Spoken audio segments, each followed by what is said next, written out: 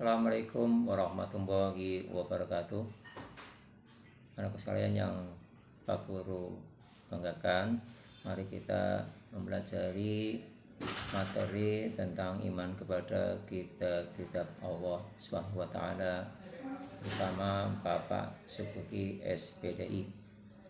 Kita mulai dengan bersama membaca kalimat basmalah. Bismillahirrahmanirrahim. Dalam materi ini, kompetensi dasar yang akan kita capai adalah menjelaskan pengertian iman kepada kitab-kitab Allah, menyebutkan nama-nama kitab Allah yang diturun kepada para rasulnya, kemudian menampilkan sikap mencintai Al-Quran sebagai kitab suci. Indikatornya silakan dibaca.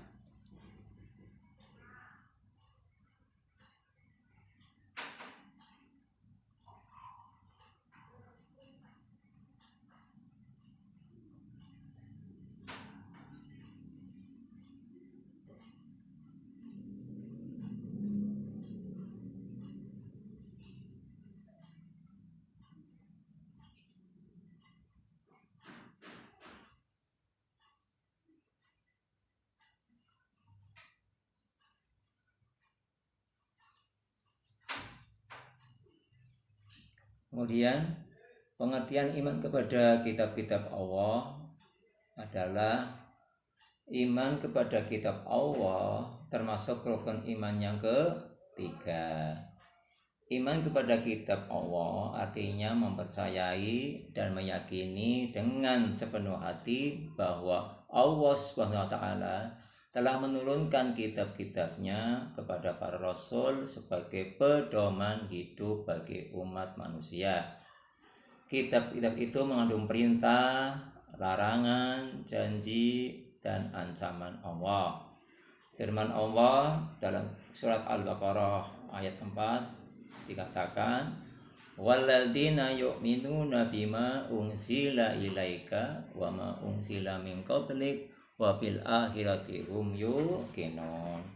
Dan mereka yang beriman kepada kitab Al-Quran yang telah diturunkan kepadamu dan kitab-kitab yang diturunkan sebelummu, serta mereka yakin adanya kehidupan akhirat.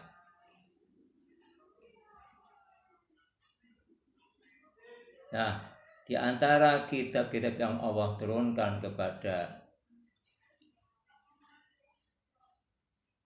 umat manusia, yang pertama adalah kitab Taurat, turun kepada Nabi Musa alaihi salam pada abad 15 sebelum Masehi sampai dengan 1500 sebelum Masehi.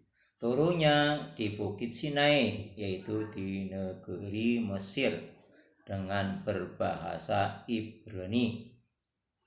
Isinya tentang hukum-hukum syariat agama, atau dalam arti lain adalah berisi tentang 10 firman Tuhan untuk Bani Israel. Ayatnya yang ada dijelaskan oleh Allah adalah surat Al-Maidah ayat 44. Inna anzalna taurata fiha hudaw wa nur yahkumu bihan nabiyyuna alladina aslamu lilladina hadu. Artinya, sesungguhnya kami telah menurunkan kitab Taurat, di dalamnya ada petunjuk dan cahaya yang menerangi, yang dengan kitab itu diputuskan perkara orang-orang Yahudi.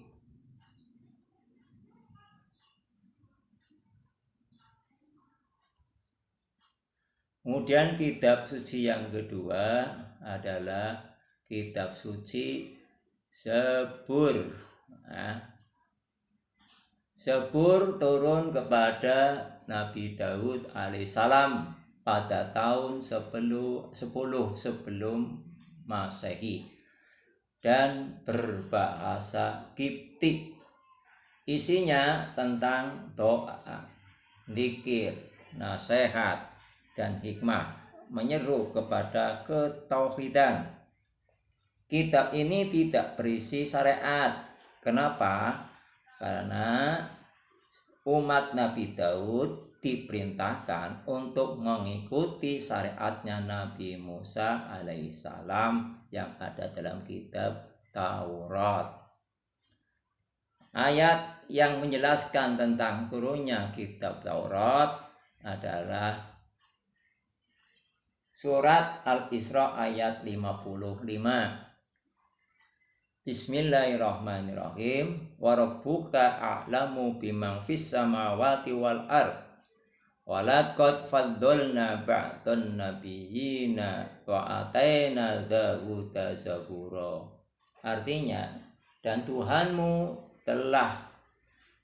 lebih mengetahui siapa yang ada di langit dan di bumi, dan sesungguhnya telah kami lebihkan sebagian nabi-nabi itu atas sebagian yang lain, dan kami berikan Zabur kepada Nabi Daud. Anak kesayangan yang Pak Guru cintai. Kemudian yang ketiga yaitu kitab Injil. Kitab Injil turun kepada Nabi Isa alaihi salam pada tahun 1 Masehi dan berbahasa Suryani. Isinya tentang seruan atau perintah bertauhid kepada Allah untuk kaum Nasrani. Berarti perintah untuk mengakui bahwa Tuhan itu hanya satu, yaitu Allah.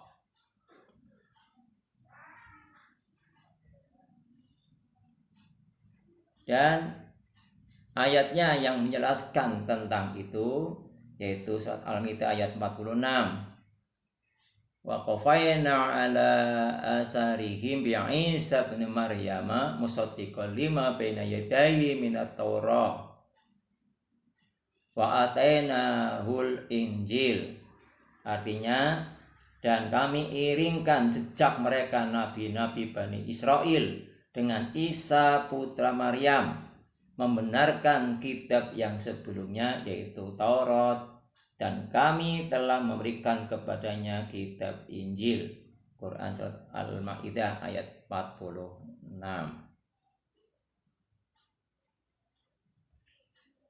Anak sekalian yang Pak Guru cintai, yang keempat adalah kitab suci Al-Quran.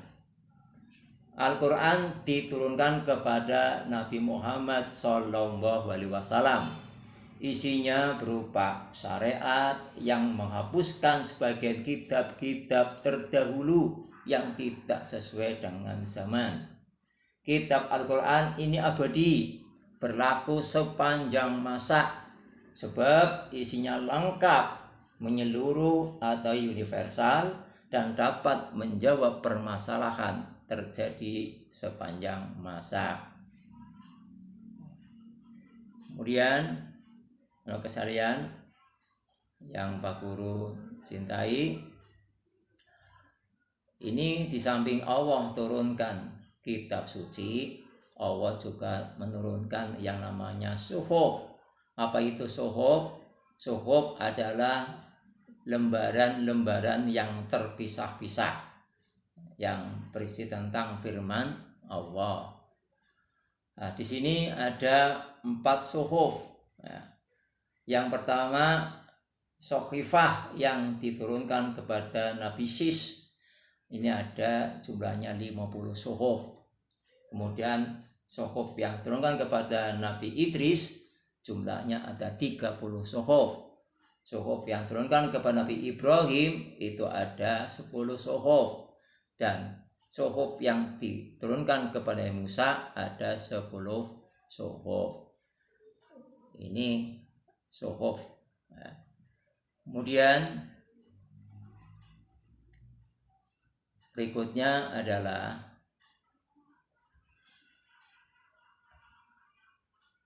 persamaan isi kitab suci dan suhuf. Apa persamaannya? Nah, ini silakan dibaca ya. Persamaan terdapat pada hal-hal yang bersifat tetap sepanjang zaman, yaitu satu, tentang keimanan. Semua kitab-kitab Allah yang diturunkan kepada para nabi dan rasul pasti mengajarkan tentang keesaan Allah atau tauhid, tentang kehidupan akhirat, tentang alam gaib, tentang surga dan neraka. Yang kedua yaitu tentang syariat, hukum-hukum yang pokok seperti larangan zina, membunuh manusia, mencuri, berdusta, kewajiban berbakti kepada orang tua, dan lain sebagainya.